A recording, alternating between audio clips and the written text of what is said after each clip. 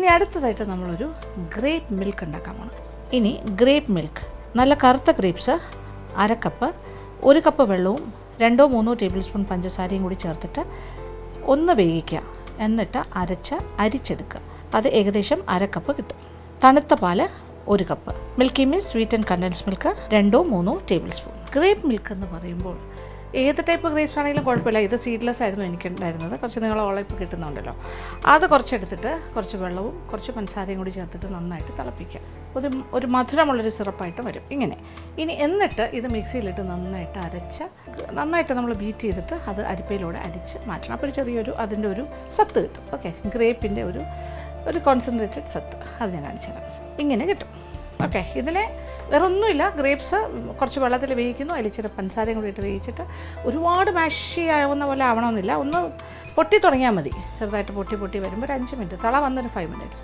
അത് കഴിഞ്ഞാൽ തണുക്കാൻ വെച്ചിട്ട് നമ്മളിതുപോലെ ആ ഒരു ചാറിൽ അതിൻ്റെ ആ വെള്ളവും ഷുഗറും കൂടെ ഉള്ള ആ ഒരു സിറപ്പിൽ തന്നെ അരച്ച് അരിപ്പയിലൂടെ അരിച്ചെടുക്കും.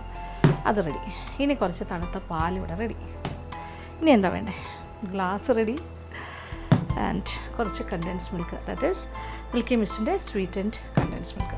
അതൊരല്പം എടുത്തിട്ട് നമ്മൾ പാലിൽ, ഇതിപ്പോൾ 1 കപ്പ് പാലുണ്ട്, പാലിലേക്ക് ഞാനൊരു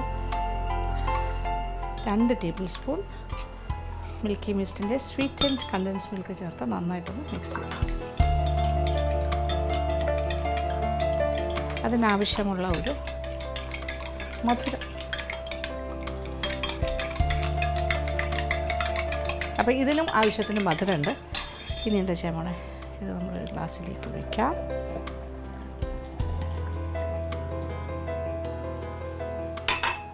ഇനി ഇതിലേക്ക് ഗ്രേപ്സ് മിൽക്ക് ആക്കാനായിട്ട് പാലും കൂടി ഒഴിക്കാം.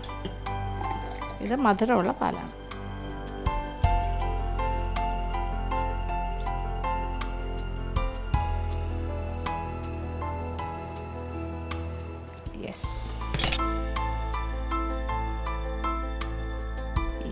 ഇതിപ്പോൾ എല്ലാം കൂടി അങ്ങോട്ട് മിക്സ് ആയിക്കോളും. പക്ഷേ നമ്മളായിട്ട് അങ്ങനെ മിക്സ് ചെയ്യേണ്ട ആവശ്യമില്ല. ഇതിങ്ങനെ അതിൻ്റെ ഫ്ലോയിൽ പോയിക്കോട്ടെ.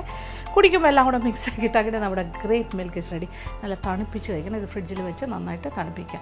നല്ല ചിൽഡ് മിൽക്ക് ഉപയോഗിക്കുകയാണെങ്കിൽ നല്ലൊരു തണുപ്പുണ്ടാവുമല്ലോ. നല്ല തണുപ്പുള്ളൊരു, അതായത് ആ ഗ്രേപ്സിൻ്റെ ജ്യൂസും പാലും നന്നായിട്ട് തണുത്തതാണെങ്കിൽ അന്നേരം തന്നെ കുടിക്കാം. ഇതിപ്പോൾ അത്രത്തോളം കുറച്ച് തണുപ്പ് കുറഞ്ഞിരിക്കുകയാണ്. അതുകൊണ്ട് ഫ്രിഡ്ജിൽ വെച്ചാൽ മാത്രമേ എനിക്കത് ചിൽഡാക്കാൻ പറ്റുള്ളൂ. യെസ്, അതും റെഡി.